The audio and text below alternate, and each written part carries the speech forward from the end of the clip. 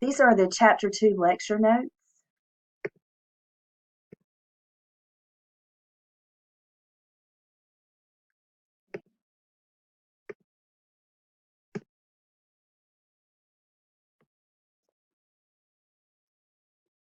Chapter 2 is on chemistry. It's on basic chemistry. It's called The Chemical Foundation of Life. Um, there are two chemistry chapters actually in Bio 111, and Chapter 2 is basic chemistry, kind of gives you a background. Chapter 3 focuses on the chemistry of living things. So we will start out with some very, very basic chemistry, just talking about matter and elements and atoms. I have a feeling that you have heard some of these terms before, but we'll start with atoms, since atoms are the building blocks of um, all chemicals, all molecules. Um, Atoms are the smallest units or the smallest particles of matter, and matter is anything that occupies space. We call that volume. That means matter has a volume. And then matter also has a mass or weight. And in biology, for volume, we typically use units like milliliters or cc's or cubic centimeters. And for mass, we use grams, sometimes milligrams, and sometimes kilograms. But matter takes up space and has mass. So the examples would be solids, liquids, and gases.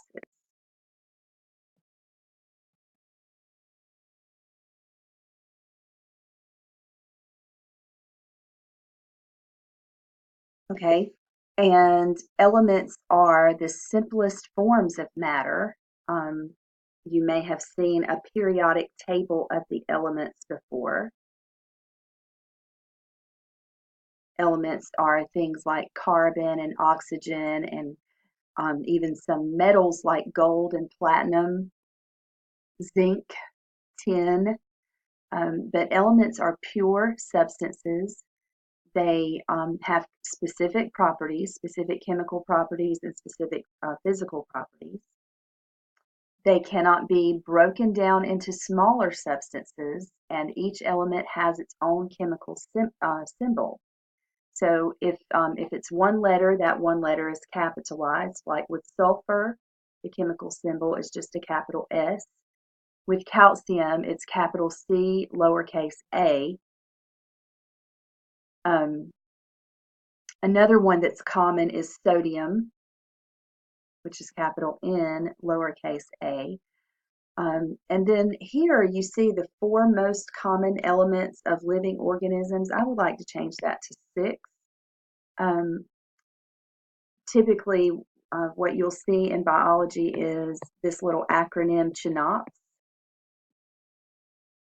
And CHNOPS stands for carbon, hydrogen, nitrogen, oxygen. And then the P is phosphorus, and the S we just learned above is sulfur. So the P, I'll write out the word phosphorus for you. And I want to include phosphorus and sulfur because sulfur can be found in proteins and phosphorus is found in DNA. So we will definitely have to know those elements.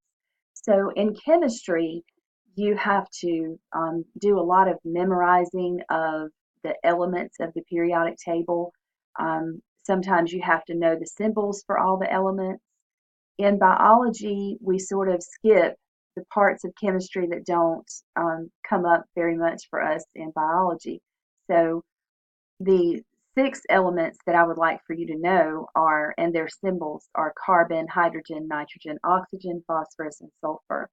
And I added sodium and probably also um, chlorine is capital C, lowercase l, just because sodium chloride is table salt and that's one of the common solutes in living things. This table shows you the abundance of the four most common elements in living things.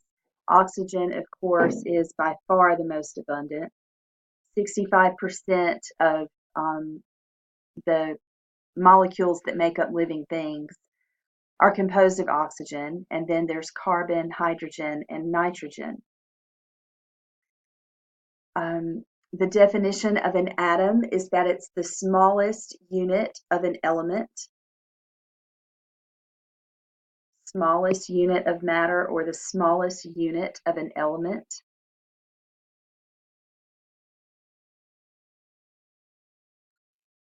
And there are particles even smaller than atoms. They reside within the atom. They are called subatomic particles. And I'm sure you've heard these terms before: protons, neutrons, and electrons. So what I would like for you to know is the charge on each of these subatomic particles and the location of each of these subatomic particles. A proton is located in the nucleus of the atom, which is simply the center. The nucleus is simply the center of the atom. The proton has a positive 1 charge, and the neutrons are also located in the nucleus or the center of the atom. And neutron has a neutral charge or a 0 charge. Sometimes it's easier to remember neutral because the first 5 letters are the same in neutron and neutral. And then the electron has a -1 charge or a negative charge. And electrons are located outside the nucleus. Sometimes you use the terms orbitals. I also will use the terms electron shells. And for me personally, I tend to use energy levels.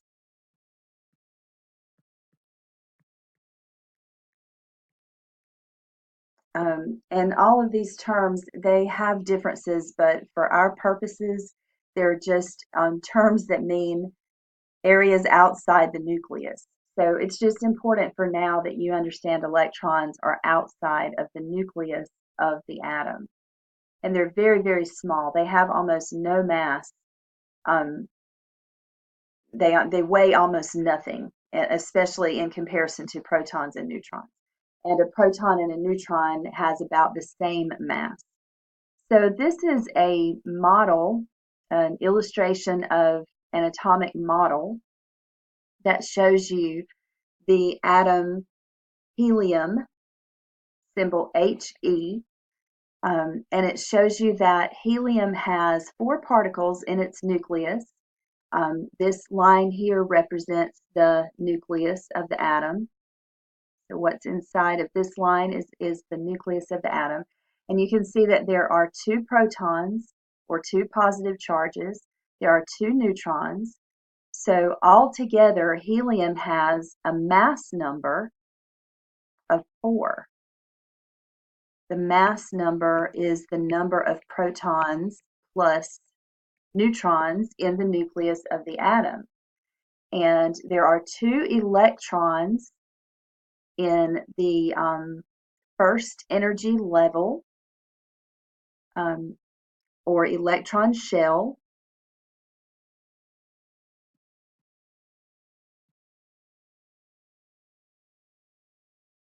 So as you can see, in this case, the number of neutrons, protons, and electrons are all the same, but sometimes the neutrons will not be equal to the protons.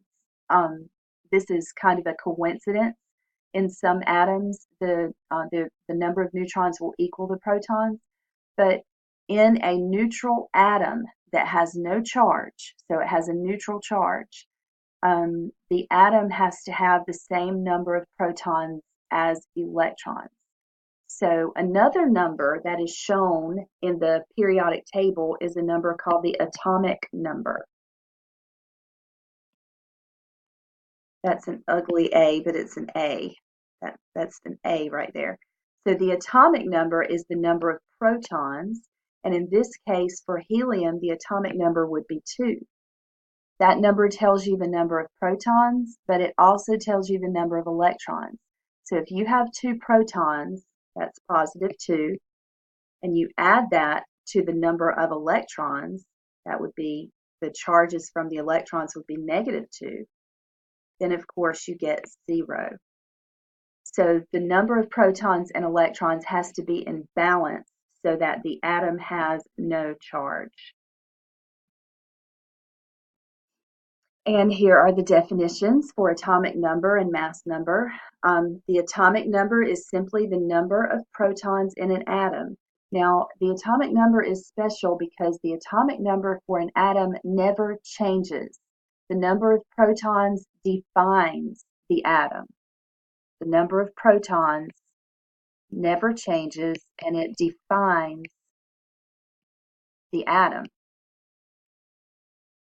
So if an atom has 2 protons, it is a helium atom. And if it has 1 proton, it is a hydrogen atom, and so on. The number of protons for an atom never changes. So that implies that the number of neutrons can change and the number of electrons can change, but the number of protons will not change for an atom. The word atomic mass does not mean exactly the same thing as mass number. The atomic mass is actually an average. Sometimes you will see the atomic mass as a number with a decimal behind it. But for our purposes in biology, if you will round the atomic mass, that will give you the mass number. So I'll show you an example. Oh, we have to have a periodic table first. Okay, so, wow, it's hard to see. Hydrogen, for example, has an atomic mass of, it looks like 1.00794. Okay, so the atomic mass of hydrogen is 1.0, was it 2000794? Okay, let me make sure. Yes, 2 zeros. Okay, so that would be the atomic mass, which is an average. But if you wanted to get the mass number, which is the number of particles in the nucleus, that would be the number of protons plus neutrons, then you would round that. And obviously, that number rounds to 1. So hydrogen has a mass number